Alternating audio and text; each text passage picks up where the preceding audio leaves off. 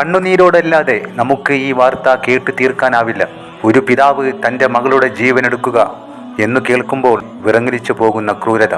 കാസർഗോഡ് മഞ്ചേശ്വരത്ത് നടന്നത് വെറുമൊരു കൊലപാതകമല്ല, മറിച്ച് സ്നേഹവും സുരക്ഷിതത്വവും നൽകേണ്ട കൈകൾ തന്നെ ഘാതകനായി മാറിയ ഒരു വലിയ ദുരന്തമാണ്. ആ 18 വയസ്സുകാരി മറിയം ജുമൈല സ്വപ്നങ്ങൾ കണ്ടു തുടങ്ങേണ്ട പ്രായത്തിൽ സ്വന്തം ഉപ്പയുടെ കൈകളാൽ ആയുസ് ഒടുങ്ങേണ്ടി വന്നവൾ. മറിയം ജുമൈലയുടെ മരണകാരണം അറിയിച്ച പോസ്റ്റ്മോർട്ടം റിപ്പോർട്ടിൽ പറയുന്നത് കല്ലായ മനസ്സുള്ളവർ പോലും കരഞ്ഞു പോകുന്ന കാര്യം. ആ 18 വയസ്സുകാരിയുടെ നെഞ്ചിലേക്കാണ് ആ പിതാവ് കത്തി ആഴ്ത്തിയത്. അവളുടെ കുഞ്ഞു ഹൃദയം പിളർന്നുപോയി. ഹൃദയധമനികൾ മുറിഞ്ഞ് ചോര വാർന്ന് ആ മകൾ പിടയുമ്പോൾ രക്ഷിക്കാൻ ഓടി വരേണ്ട ഉപ്പ അരികിൽ തന്നെ ഉണ്ടായിരുന്നു.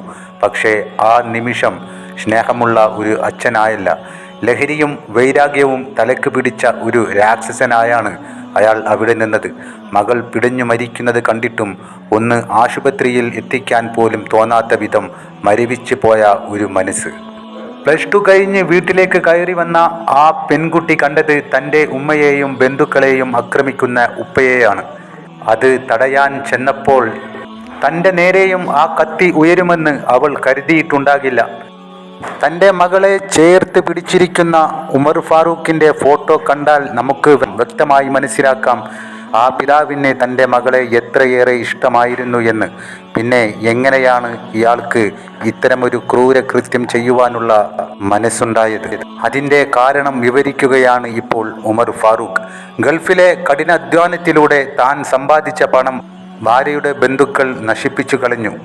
തന്നെ ചതിച്ചു എന്ന ചിന്തയാണ് ഉമർ ഫാറൂഖിനെ ഈ ക്രൂരതയിലേക്ക് നയിച്ചത്. ലഹരിയുടെ അമിത ഉപയോഗം അയാളുടെ വിവേകത്തെ ഇല്ലാതാക്കിയിരുന്നു. എൻ്റെ മകളെ എനിക്ക് നഷ്ടപ്പെടുമോ? എൻ്റെ ഭാര്യ എന്നെ ഉപേക്ഷിക്കുമോ? എൻ്റെ സ്വത്ത് എനിക്ക് കൈവിട്ടു പോകുമോ എന്ന ഭയമാണ് ഇയാളെ ഭ്രാന്തനാക്കിയതെന്ന് ഇയാൾ പോലീസിനോട് പറയുമ്പോൾ നഷ്ടപ്പെട്ടത് ആർക്കാണ്? ഉമർ ഫാറൂഖിന് തന്നെ.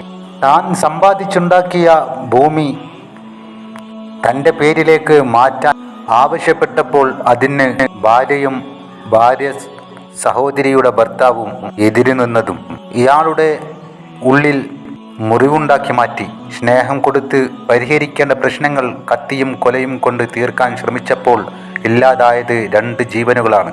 ആ കുടുംബത്തിലെ കാരണവരായിരുന്ന ഷേഖബ്ബയും ഈ ആക്രമണത്തിൽ ഇല്ലാതായി. ഈ സംഭവത്തിൽ നിന്ന് നമ്മൾ വലിയൊരു പാഠം ഉൾക്കൊള്ളണം.